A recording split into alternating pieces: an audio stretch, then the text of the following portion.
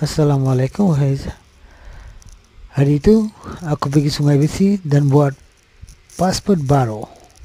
Kita warga asing, so bila buat nak sambung visa mesti kena buat pasport baru dan renew juga. Semua orang datang sini di Sungai Besi itu. Aku duduk rumah kawan dan sini. So inilah orang yang warga asing Bangladesh. Di sini semua orang buat natamping, buat paspor renew, ada orang buat paspor renew, ada orang buat paspor baru. Cantik nih Malaysia punya ni view.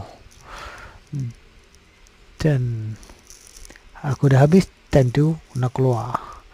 So aku panggil Grab nak pergi Puchong. Di malam punya view, Masya Allah, Subhanallah, cantik punya Malaysia punya